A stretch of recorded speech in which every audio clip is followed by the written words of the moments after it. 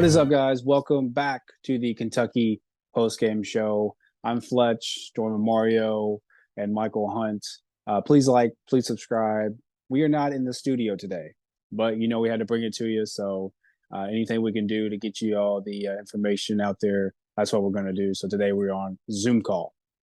Zoom call, man. Yeah, this is interesting, man. I'm not a crazy fan of the Zoom, but hey, man, we gotta do whatever it takes to get it out. I know I was like, man, Zoom call, but we got to do it. We got to do it for the people. We got to do it for you guys. So that's what we're doing. That's what we're doing. Kentucky closed out the regular season with a thrilling, crazy win against Tennessee in Knoxville, 85-81 over the Volunteers. They're ranked number 4. Looking at this game, obviously ESPN Classic, what was the biggest takeaway from Kentucky's huge win in Knoxville against Tennessee? Biggest takeaway is that Kentucky can pretty much beat any team in the country.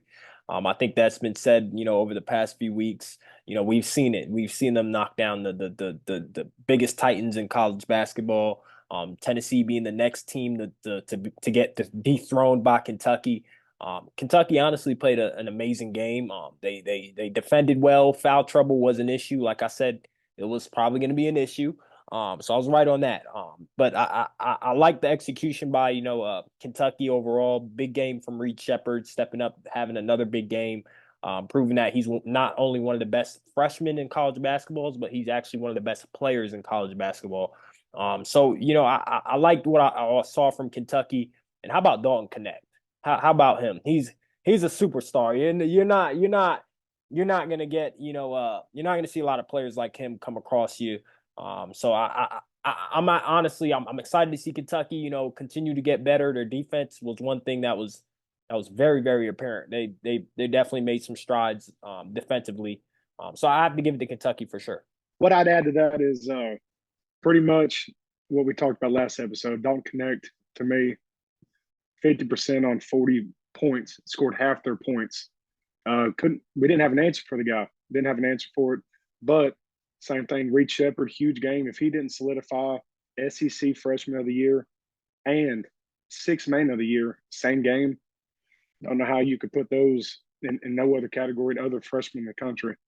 And how about I kind of want to talk a little bit about I talk a little about their defense, but their execution. One thing I want to see from Kentucky to improve on is just overall their execution against the press.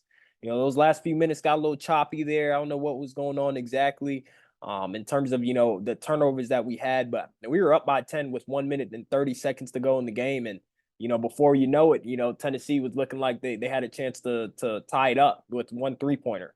So, one thing I gotta say Kentucky's got to improve on is the little things, the little details, the being better with the ball, not turning it over in crunch time and being able to close out games. That's a big thing for Kentucky. Calipari said after the game, he was talking to Rick Barnes and said, the difference between our team or any other team and your team is you're down double digits short time, but they're still finding a way to win the game.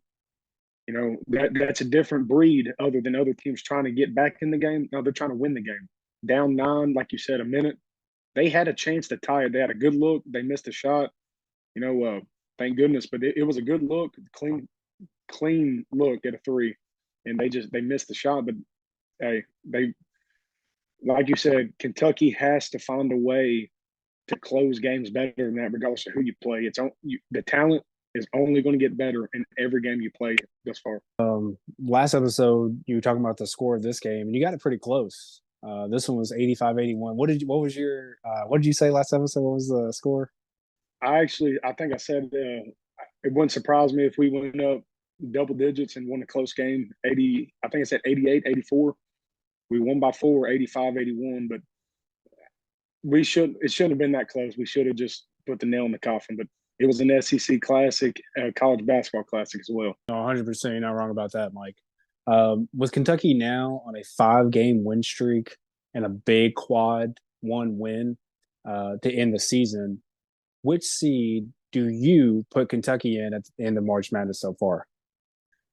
I follow college basketball, not just Kentucky.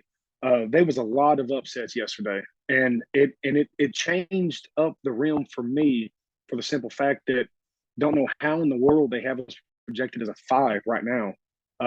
5 game winning streak. We just took out, arguably the best team in the country on senior night, and you had people that I think there were 6 teams that was ahead of us for the seeding that lost yesterday.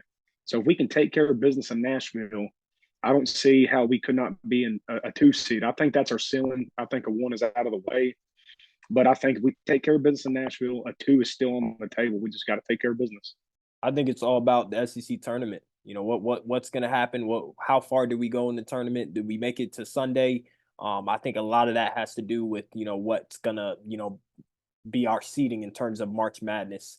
Kentucky's they've had big wins, and then they've had some losses that they should have won.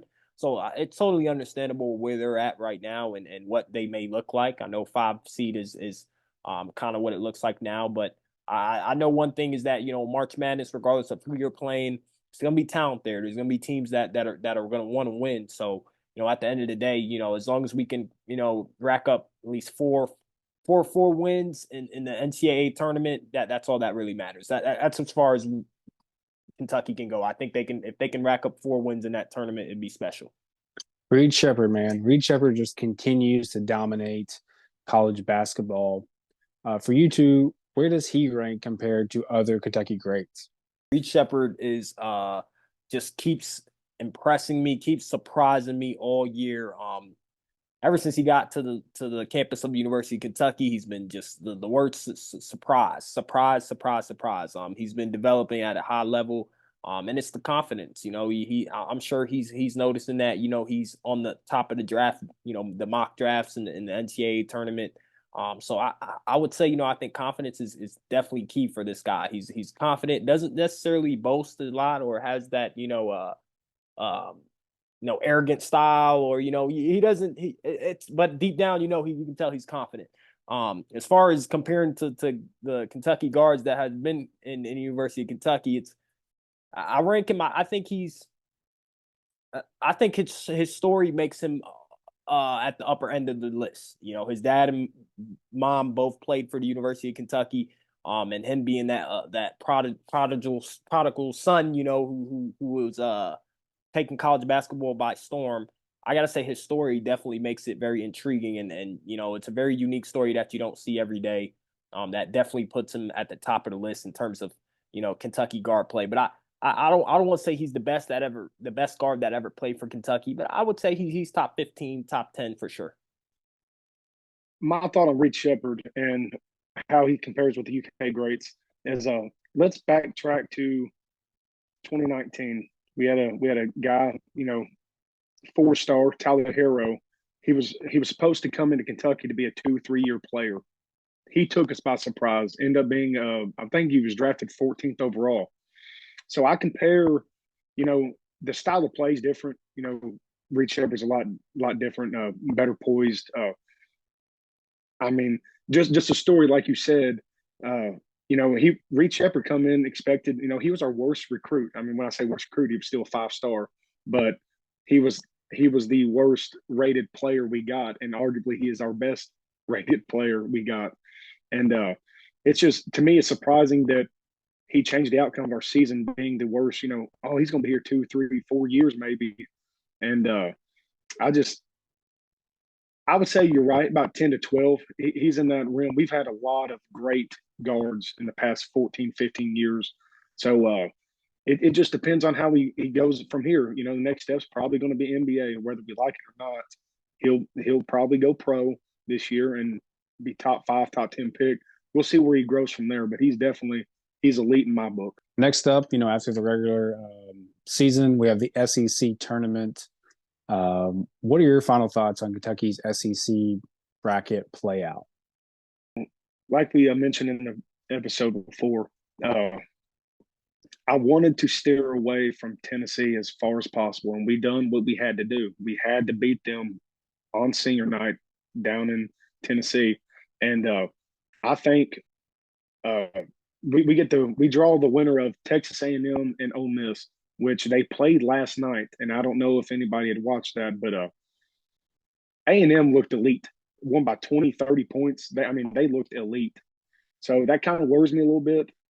They got us in the regular season. Ole Miss, the story behind them, new coach, new, different players bringing in. They still got, they still got SEC talent.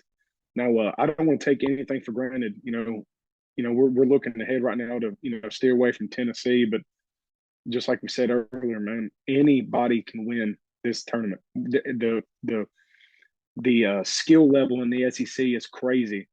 So I think we Mario, just like you said, if we could get together a stretch of runs here, who knows what it could lead to. So hopefully we pull it out one game at a time, one game at a time. I know everybody's excited, that we got the 2 seed in the SEC tournament. We don't have to, run into the juggernauts of Tennessee and Auburn. Yeah, that's true. But I can't deny that, Ole Miss is a great team. I can't deny that, Texas A&M is another elite team as well. Our side of the bracket is not that easy. I think, we're a little bit focused on the big names, the Auburns and the Tennessees, that we tend to forget about Florida and what they can do and how much trouble they can give us, and Alabama with the likes of Mark Sears and how talented he is. So I like that we don't have to run into the top seeds like Tennessee and Auburn, but I still think Kentucky, it's not going to be easy. It's definitely not going to be easy. It's like you said, Mike, anybody can win, and I think Florida's a team that Kentucky does not match up well against, or not the best against. Hopefully, like I said, we get a good rhythm where we won 5 games straight. So I think, that's a good thing about it. We have some rhythm right now. And I think that first game, if we're able to come out with the enthusiasm and the, energy, Kentucky should go far and at least play until Saturday, at least. Yeah. So our next game will be Friday, March 15th, 7 p.m. To be determined still. So we'll see who that will be. But yeah, we really appreciate everybody coming on. Really appreciate you guys watching, commenting, enjoying the show. We have a lot of people giving us good feedback. We also got a couple people giving us negative feedback, but that's fine with us. Yeah, that comes with it, right?